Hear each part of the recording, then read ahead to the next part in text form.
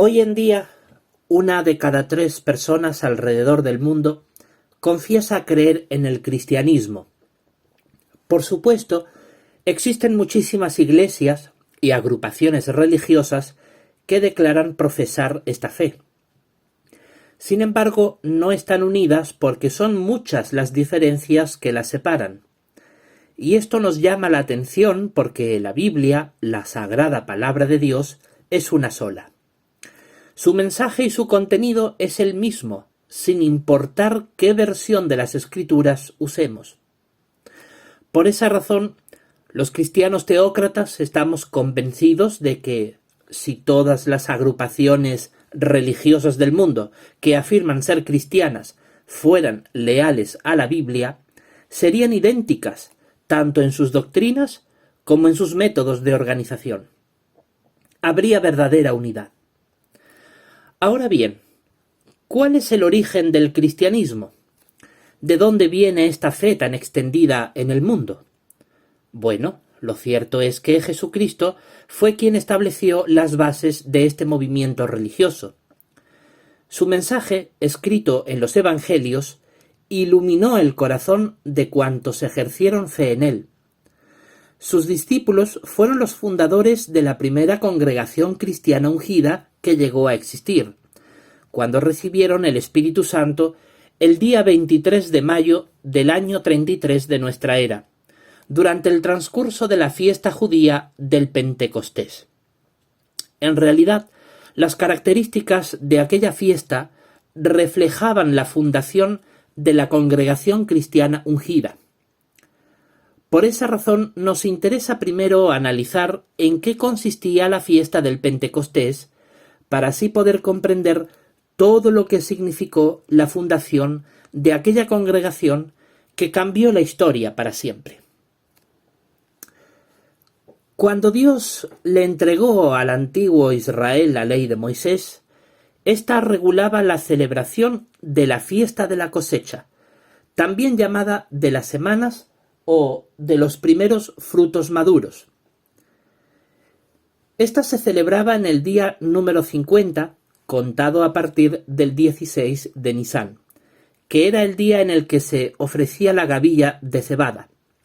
Por lo tanto, ese día correspondía con el 6 de Siván, que equivale actualmente al día 21 de mayo. Para ese momento ya habían terminado la cosecha de la cebada e iba a empezar la del trigo. Pero antes tenían que observar ese día y llevar a cabo las ofrendas prescritas. En ese día estaba prohibido trabajar, pues era sagrado. Al atardecer del día anterior, momento en el que comenzaba la fiesta, unos israelitas tocaban las trompetas para anunciar la proximidad de la celebración. Así lo leemos en Números capítulo 10, versículo 10, que les invito a buscar juntos.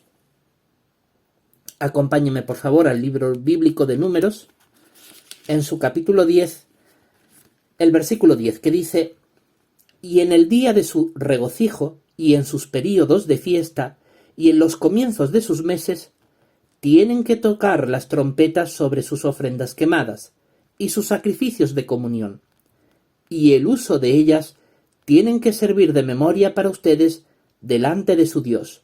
Yo soy Jehová su Dios».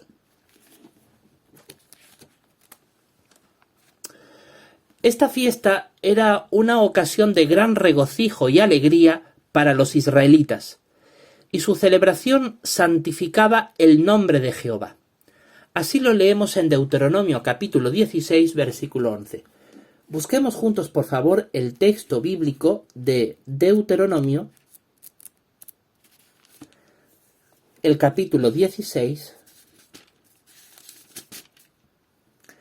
el versículo 11, dice: «Y tienes que regocijarte delante de Jehová tu Dios, tú y tu hijo, y tu hija, y tu esclavo y tu esclava, y el levita que está dentro de tus puertas, y el residente forastero, y el huérfano de padre, y la viuda, que están en medio de ti, en el lugar que Jehová tu Dios escoja, para hacer residir allí su nombre». La fiesta de la cosecha era abierta y hospitalaria.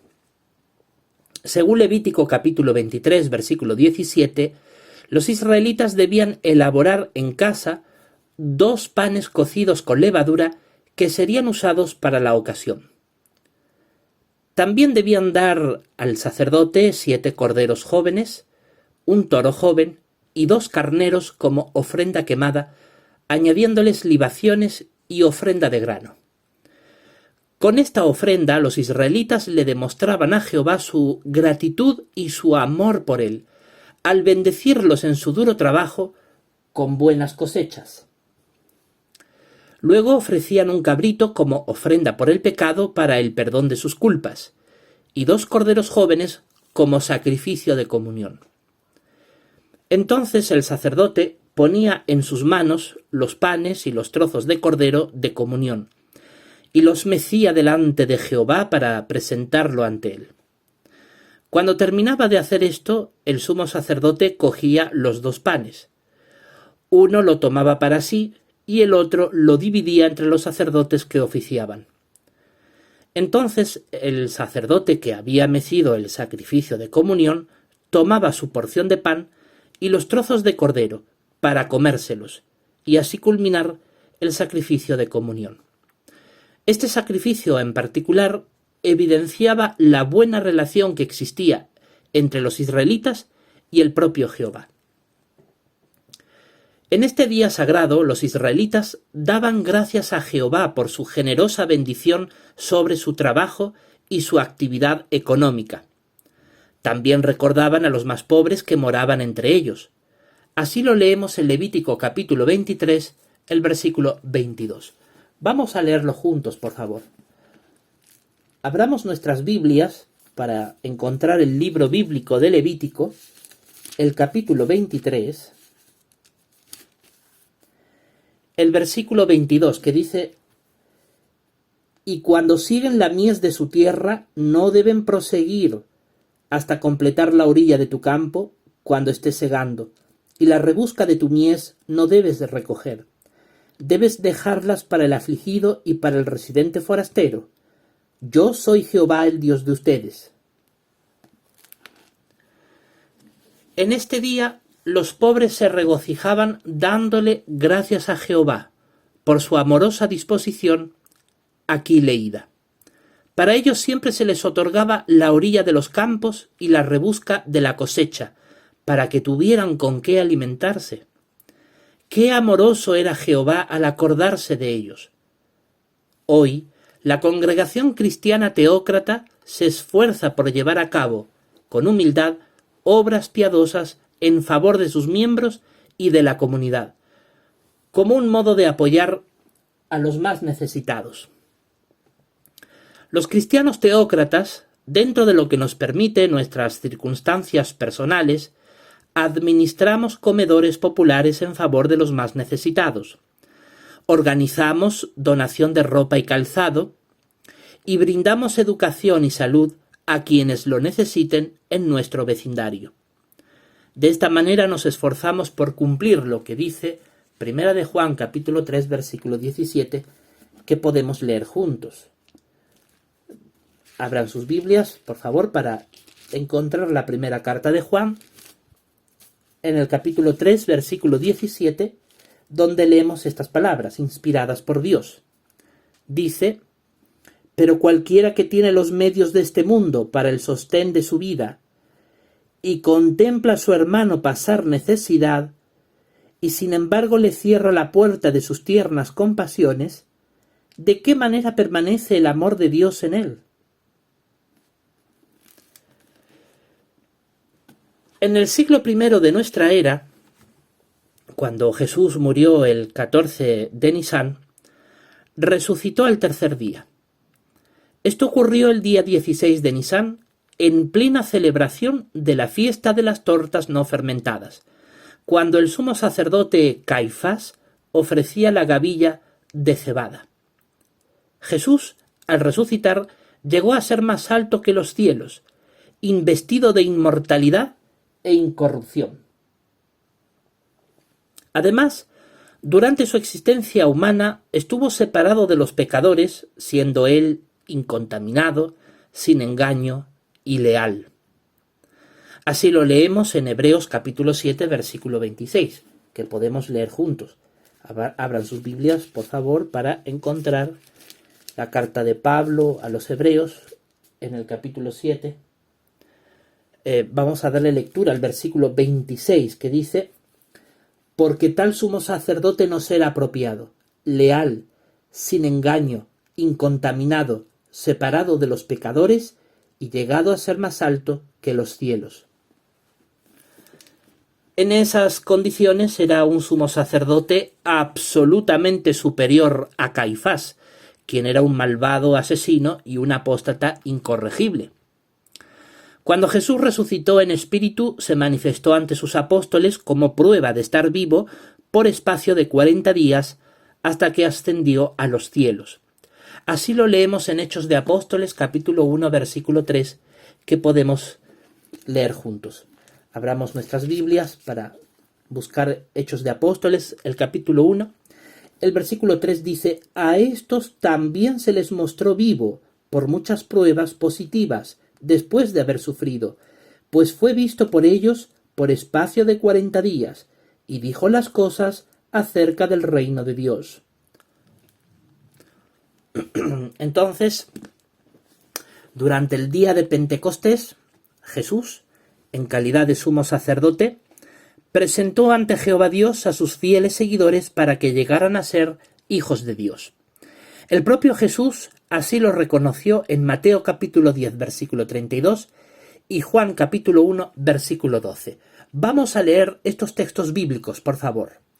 Empecemos leyendo primero el texto de Mateo capítulo 10, versículo 32. Mateo 10, 32 dice: en cuanto a todo aquel, pues, que confiese unión conmigo delante de los hombres, yo también confesaré unión con él delante de mi Padre que está en los cielos. Y ahora Juan capítulo 1, versículo 12. Juan capítulo 1, versículo 12, dice lo siguiente: no obstante, a cuantos sí lo recibieron, a ellos les dio autoridad de llegar a ser hijos de Dios, porque ejercían fe en su nombre. Ellos habían aceptado el sacrificio redentor de Jesucristo y ejercían fe en él. En consecuencia, Jehová Dios derramó su Santísimo Espíritu sobre ellos y los engendró como hijos suyos. Aunque eran pecadores, el Espíritu Santo los justificaba. Así lo leemos en Romanos capítulo 3, versículo 26 y capítulo 5, versículos 1, 5 y 9. Primero vamos a buscar el libro, la carta de Pablo a los Romanos, el capítulo 3, y vamos a leer el versículo 26. Dice: para exhibir su propia justicia en esta época presente, para que él sea justo hasta al declarar justo al hombre que tiene fe en Jesús. Y ahora el capítulo 5, versículo 1, dice: por lo tanto, ahora que hemos sido declarados justos como resultado de fe, gocemos de paz con Dios mediante nuestro Señor Jesucristo. Ahora el 5 dice: y la esperanza no conduce a la desilusión, porque el amor de Dios ha sido derramado en nuestros corazones mediante el Espíritu Santo que nos fue dado. Y por último, el 9. Mucho más pues, dado que hemos sido declarados justos ahora por su sangre, seremos salvados mediante él de la ira. Recordemos que durante la fiesta de la cosecha se elaboraban en casa 2 panes cocidos con levadura, que eran entregados al sacerdote como parte del sacrificio de comunión. Estos 2 panes de las primicias del grano representan a los 2 grupos de cristianos teócratas ungidos con Espíritu Santo que existen en el Israel de Dios, los de origen judío y los de origen gentil. Ambos están en perfecta unidad y armonía gracias al mismo Espíritu Santo que todos ellos reciben, debido a su fe en Jesucristo y su sacrificio redentor. Así lo leemos en Efesios capítulo 2, los versículos del 13 al 18.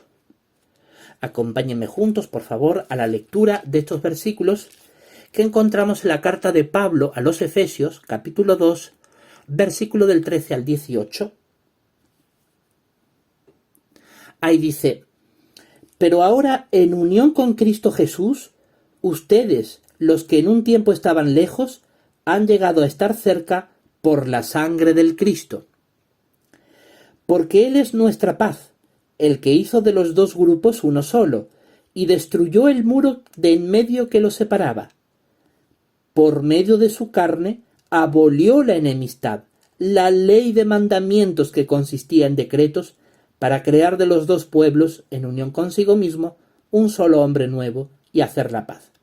Y para reconciliar plenamente con Dios a ambos pueblos en un solo cuerpo, mediante el madero de tormento, porque habían matado la enemistad por medio de sí mismo. Y vino y les declaró las buenas nuevas de paz a ustedes, los que estaban lejos, y paz a los que estaban cerca, porque mediante él nosotros, ambos pueblos, tenemos el acceso al Padre por un solo Espíritu. De acuerdo con la profecía escrita en Daniel capítulo 9, versículo 27 en su parte A, Jesús tenía que mantener el pacto en vigor para los muchos por una semana. Vamos a leerlo, por favor. Busquemos el escrito inspirado de Daniel el profeta y vamos a leer en el capítulo 9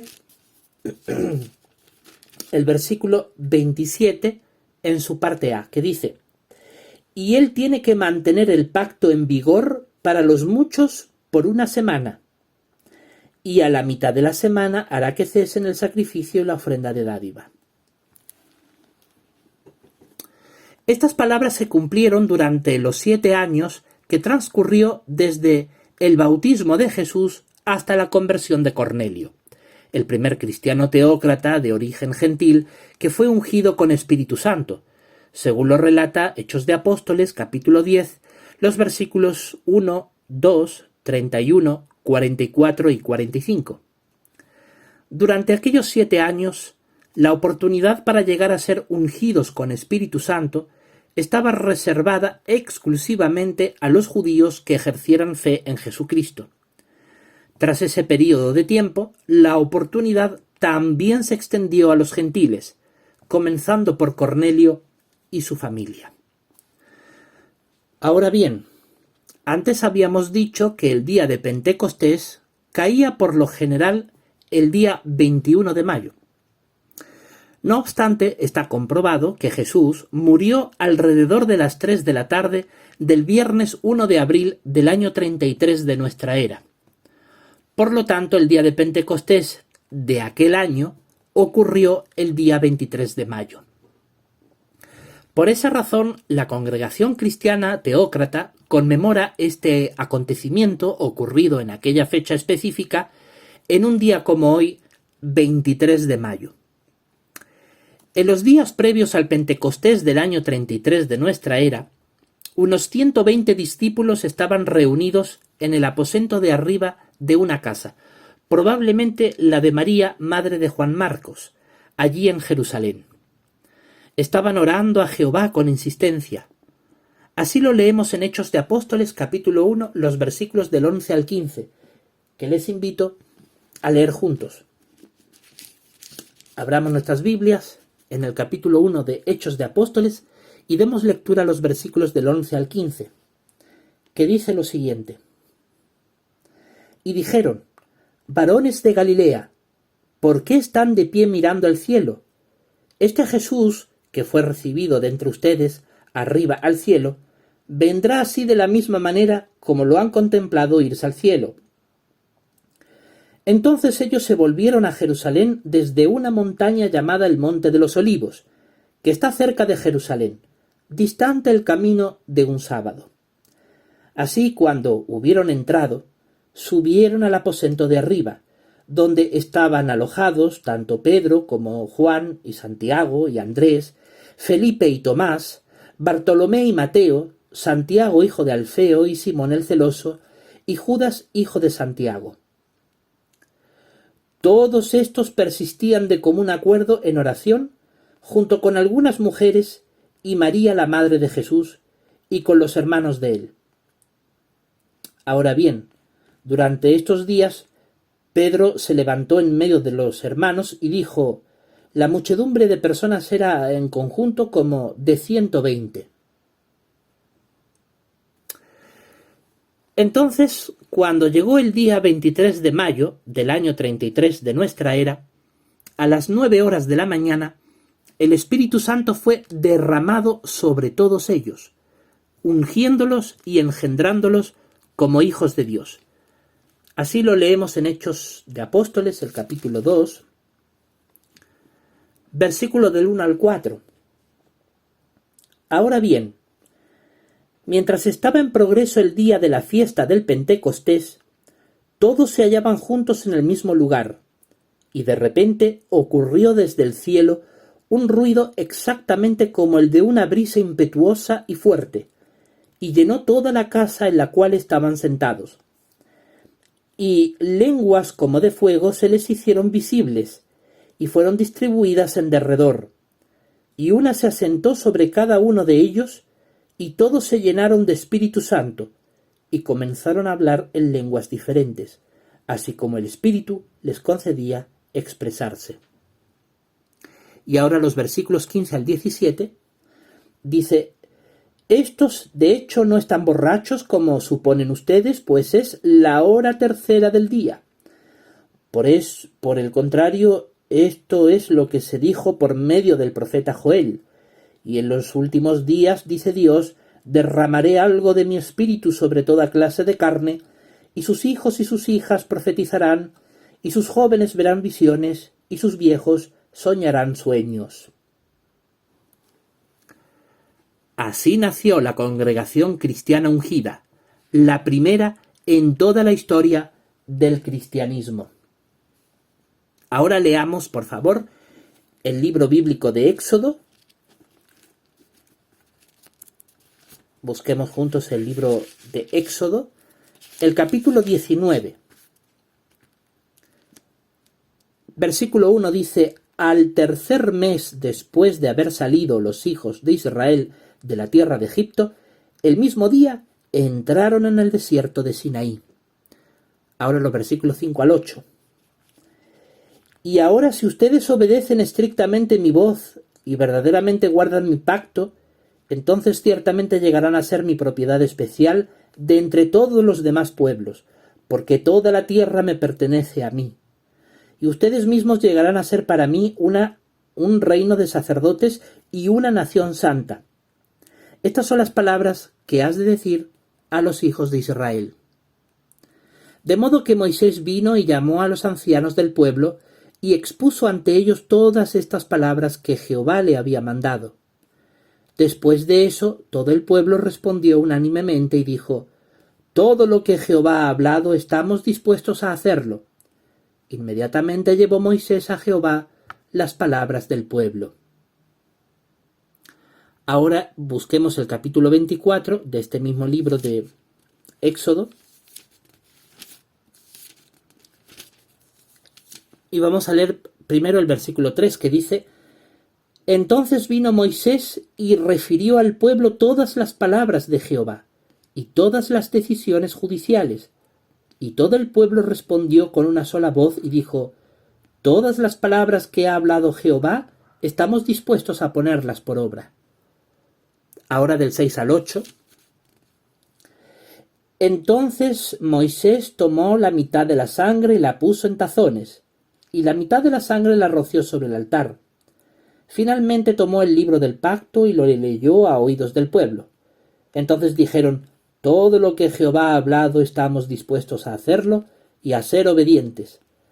Así que Moisés tomó la sangre y la roció sobre el pueblo, y dijo: aquí está la sangre del pacto que Jehová ha celebrado con ustedes tocante a todas estas palabras. Por último, vamos a leer el versículo 16, que dice: Y la gloria de Jehová continuó residiendo sobre el monte Sinaí, y la nube continuó cubriéndolo por 6 días. Por fin, al 7º día, él llamó a Moisés desde en medio de la nube. Estos acontecimientos ocurrieron durante los primeros días del mes de Siván. Todo parece indicar que, de acuerdo al último versículo que leímos, Moisés, como mediador, introdujo al pueblo de Israel en el pacto de la ley el día 6 de Siván del año 1513 a.C., día exacto en el que ellos fueron constituidos como pueblo de Dios. Los israelitas llegaron a ser la propiedad especial de Jehová de entre todos los demás pueblos de la tierra. En esa condición, ellos llegarían a ser para Jehová Dios una nación santa y un reino de sacerdotes.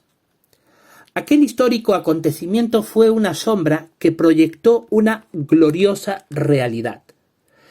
1545 años exactos después, nació el Israel de Dios, compuesto por los cristianos teócratas ungidos con Espíritu Santo. El día 6 de Siván del año 33 de nuestra era, o sea, un día como hoy, 23 de mayo, el Espíritu Santo fue derramado sobre unos 120 discípulos que integraron la primera congregación cristiana ungida. En ese momento ellos fueron constituidos como pueblo de Dios. A partir de ellos se expandió la fe cristiana teócrata verdadera a lo largo de los siglos. Ahora bien, hay que tener en cuenta que el pacto de la ley continuó en vigor hasta el preciso momento en el que Jesucristo murió, tal como leemos en Efesios capítulo 2, versículo 15.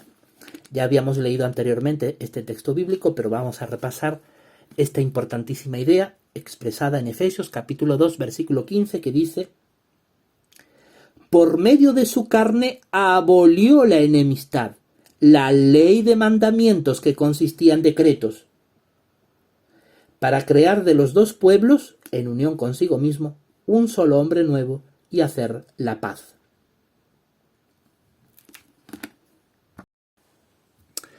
Gracias a que la ley fue abolida, se pudo crear de los dos pueblos un solo hombre nuevo, la congregación cristiana ungida, integrada primero por judíos y luego también por gentiles.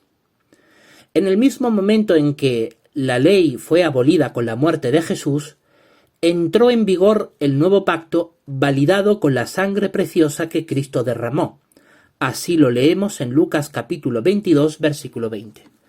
Abramos nuestras Biblias para leer estas inspiradas palabras que pronunció nuestro Señor Jesús en Lucas capítulo 22,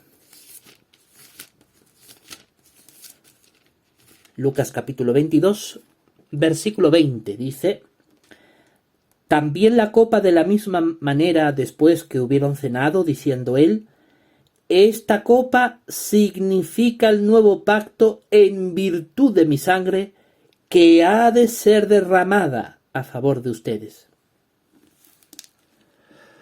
Una vez fundada la congregación en el día de Pentecostés, Jesús actuó semanas después como mediador de ella en el día señalado por las Escrituras, el 25 de septiembre del año 33 de nuestra era.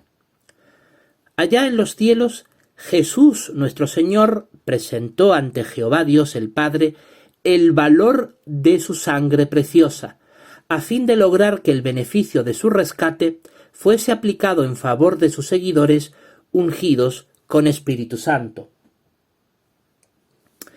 Como el nuevo pacto ya estaba en vigor para ese momento, los beneficios del rescate pudieron ser aplicados sobre quienes ya habían sido ungidos.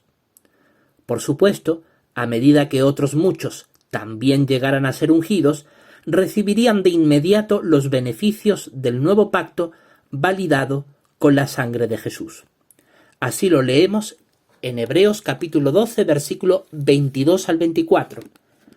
Abramos nuestras Biblias, por favor, para encontrar las sagradas palabras que encontramos en la carta de Pablo a los Hebreos, capítulo 12, versículo 22 al 24.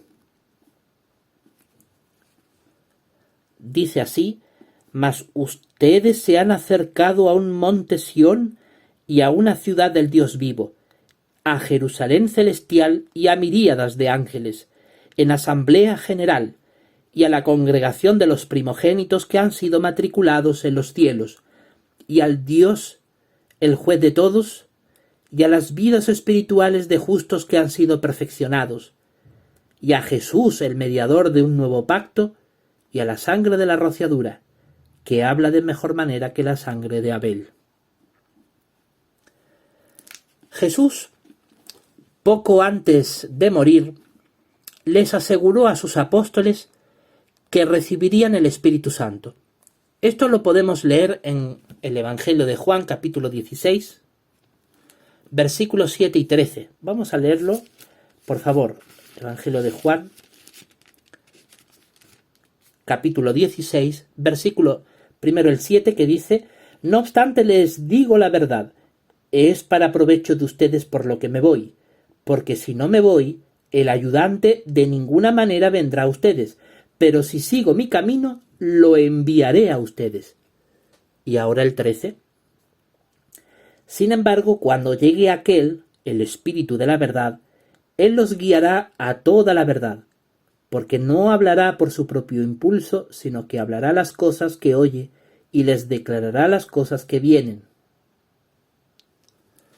Justo antes de su ascensión al cielo, les ordenó que esperasen en Jerusalén hasta recibir el prometido Espíritu Santo. Así lo leemos en Hechos de Apóstoles, el capítulo 1, los versículos 4 y 5 y el 8. Vamos a volver una vez más al capítulo 1 de Hechos de Apóstoles y demos lectura primero a los versículos 4 y 5, donde leemos lo siguiente: «Y estando reunido con ellos, les dio las órdenes: no se retiren de Jerusalén, sino sigan esperando lo que el Padre ha prometido, acerca de lo cual oyeron de mí. Porque Juan en verdad bautizó con agua, pero ustedes serán bautizados en Espíritu Santo no muchos días después de esto». Y ahora el 8. «Pero recibirán poder cuando el Espíritu Santo llegue sobre ustedes, y serán testigos de mí, tanto en Jerusalén como en toda Judea, y en Samaria, y hasta la parte más distante de la tierra». Cuando los primeros discípulos fueron ungidos con Espíritu Santo en el Pentecostés de aquel año, Pedro dio testimonio de que así sucedió en Hechos capítulo 2, versículo 33. Vamos a leerlo. Si aún tenemos nuestros ejemplares de la Biblia abiertos, solo tenemos que pasar una página para encontrar el capítulo 2 de Hechos y dar lectura al versículo 33, que dice: «Por eso, debido a que fue ensalzado a la diestra de Dios y recibió del Padre el Espíritu Santo prometido, Él ha derramado esto que ustedes ven y oyen». Cuando Pedro pronunció estas palabras delante de miles de personas, unas 3.000 de ellas la aceptaron de buena gana y fueron bautizadas. Desde aquella época hasta la fecha presente, han sido ungidos con Espíritu Santo decenas de miles de cristianos teócratas verdaderos, muchos de los cuales ya han obtenido su recompensa celestial. Jesucristo es la primicia para Dios, tal como leemos en 1 Corintios, capítulo 15, versículo 23. Vamos a abrir nuestras Biblias, por favor, para encontrar la primera carta inspirada por Dios que escribió el apóstol Pablo, dirigida a los Corintios. El capítulo 15, versículo 23 dice: «Pero cada uno en su propia categoría, Cristo las primicias, después los que pertenecen al Cristo durante su presencia». Sí, Jesús, como primicias que es, resucitó primero como espíritu inmortal. Luego, en esta época de la historia, la presencia de Cristo, resucitaremos nosotros, los ungidos, como espíritus inmortales. Por esa razón a nosotros la palabra de nuestro Padre nos llama ciertas primicias, como leemos en Santiago capítulo 1 versículo 18. Busquemos por favor la carta de Santiago,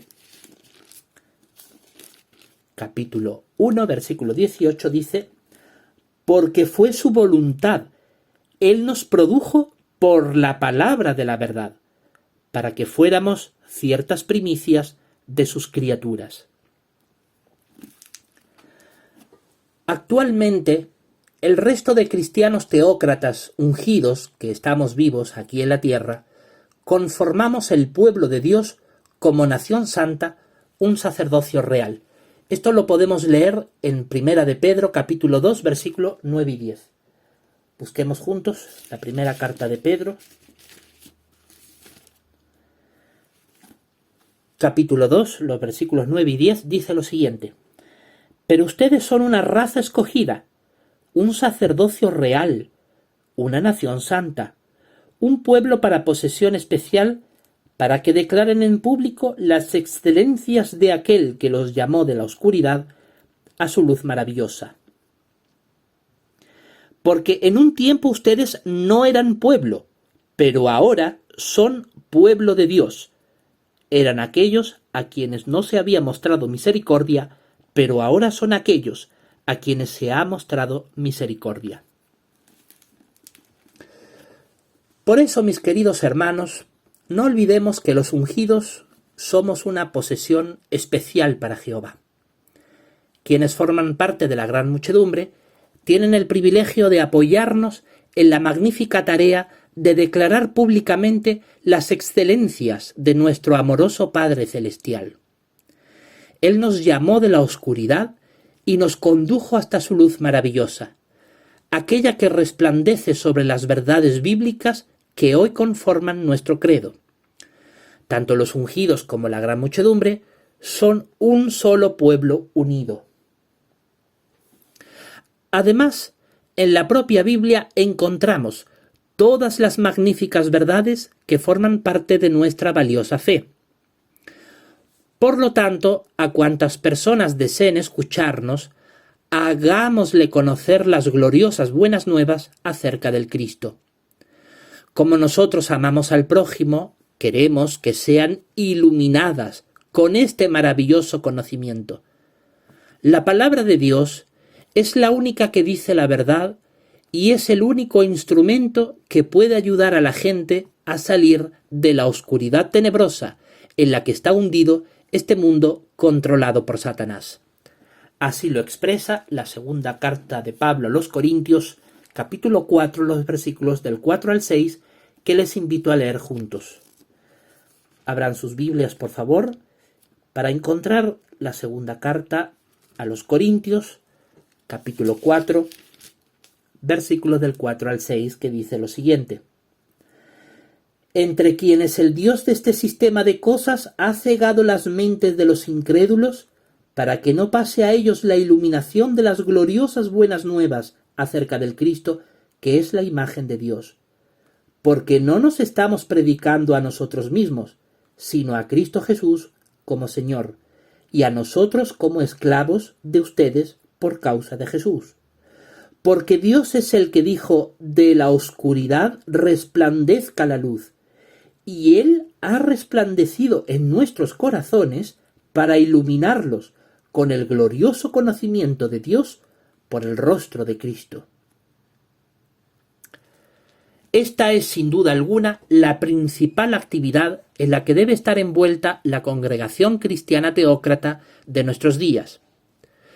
Nosotros somos los herederos directos de aquella congregación cristiana ungida que fue fundada el 23 de mayo del año 33 de nuestra era. Al igual que los cristianos del primer siglo, nosotros también somos teócratas, porque nuestra lealtad a la gloriosa teocracia que pronto triunfará es innegociable. Podemos estar completamente seguros que aquel grupito de unos 120 discípulos de Cristo que fueron ungidos con Espíritu Santo en el Pentecostés del año 33 de nuestra era, ya están vivos en los cielos, pues de hecho forman parte de la teocracia, el reino de Dios. Las leyes de ese reino están escritas en la Biblia, la palabra de Dios, que es nuestra única y máxima autoridad. Solo a ella debemos obedecer. Por lo tanto, honremos el glorioso privilegio que tenemos de ser cristianos teócratas y proclamemos el reino de Dios a todas las personas.